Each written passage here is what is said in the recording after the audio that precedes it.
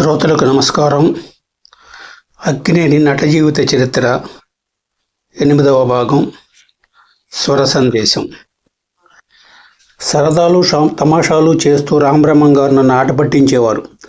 అప్పుడు డిస్ట్రిబ్యూటర్ల దగ్గర నుంచి ప్రతి నెలా కొంత డబ్బు వస్తూ ఉండేది. ఒక్కోసారి కాస్త ఆలస్యమయ్యేది.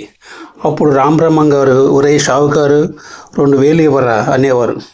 నేను బ్యాంకులో దాచుకున్న డబ్బులోంచి 2000కు చెక్కు రాసి ఇచ్చేవాడిని. ఎంత ఆనందపడేవాడినో నేను చెక్కు రాసి ఇచ్చానని.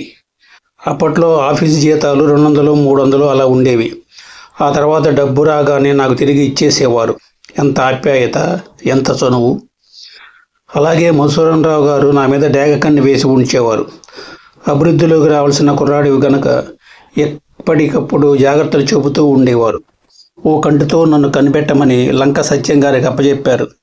ఇలాంటి కట్టుదిట్టాల మధ్య నా బాగోగులు చూస్తూ నా అభివృద్ధి కాంక్షించారు పెద్దలు. క్రమశిక్షణకి, ఒక విధానానికి కట్టుబడి ఉండాలని, అవే భావి జీవితాన్ని రక్షిస్తాయని, అందరికీ లక్షణాలు వర్తిస్తాయని నిదానంగా తెలుసుకున్నాను. మనం పెరిగే వాతావరణం, మిసిలే పరిసరాలు, మనుషుల తత్వాలు, వాటి మీదనే జీవితం ఆధారపడి ఉంటుంది. నా అదృష్టం, నా పూర్వజన్మ సుకృతం వల్ల ఒక మధుసూదనరావు గారు వంటి వారు, బలరామయ్య గారు, రామబ్రహ్మం గారుల వంటి వారు నాకు సక్రమమైన దారిలో నడిపించారు. చిత్రదర్శకుడు అంటే షూటింగ్లో ఏదో షార్ట్స్ తీసే వ్యక్తి మాత్రం కాదు. అతనికి నటుడికి మధ్య ఉన్న అనుబంధం అక్కడితో ఆగిపోకూడదు. బయట కూడా ఈ అనుబంధం కొనసాగాలి అన్న విషయం నా విషయంలో రుజువైంది. ఒక సంస్థకి దర్శక నిర్మాతలు తల్లిదండ్రులు లాంటి వారు. దర్శకుల్లో ఒక్కొక్కరిదే ఒక్కొక్క పద్ధతి. ఒక దృశ్యం చెప్పి ఆలోచించమంటే ఒక దర్శకుడు ఒకలా, ఇంకో దర్శకుడు ఇంకోలా ఆలోచిస్తారు. టేకింగ్లో కూడా మార్పులు ఉంటాయి. అందరు దర్శకులు ఒకేలా తీయరు. వారి వారి అవగాహన, దృష్టి, ఆలోచన శక్తి, నిపుణత్వం మీద ఆధారపడి ఉంటుంది. అలాగే నటులు కూడా వాళ్ళ విధానాల్లో నటిస్తారు. ఉదాహరణకి, నేను అర్ధాంగిలో వేసిన పాత్ర ఉందనుకోండి, ఇంకొక నటుడికి ఇస్తే అతను ఇంకోలా చేస్తాడు. అది రైటే, ఇది రైటే. దర్శకుల్లో కొందరు దర్శకులు నటులకు దృశ్యం వివరించి నటుడికి వదిలేస్తారు. కొందరు స్ఫూర్తి కలిగిస్తారు. కొందరు నటించే విధానం చూపించి హెచ్చుతగ్గులు చెబుతారు. తొలి రోజుల్లో సంభాషణలు ఎలా చెప్పాలో, ఎలా చేయాలో నాకు చెప్పేవారు దర్శకులు.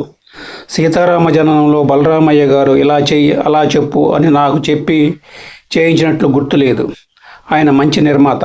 కథను సమకూర్చుకోవటం, సరైన నటీనటులను ఎన్నిక చేసుకుని చిత్రం నిర్మించడం ఆయనకు బాగా తెలుసు.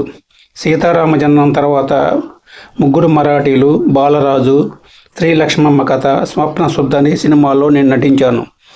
రేచుక్క వారిదే, నేను గెస్ట్గా వేశాను. సి పుల్లయ్య గారు దర్శకుడు.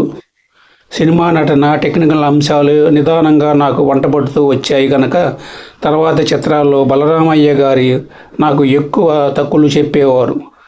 కానీ ఇలా చేయాలి అని చెప్పలేదు. నేను అభివృద్ధిలోకి వస్తుంటే ఆయన ఎంత సంతోషించేవారో చెప్పలేను. అభివృద్ధి సాధిస్తున్న కొడుకును చూసి తండ్రి పడే ఆనందం ఎలాంటిదో ఆయన దగ్గర చూశాను.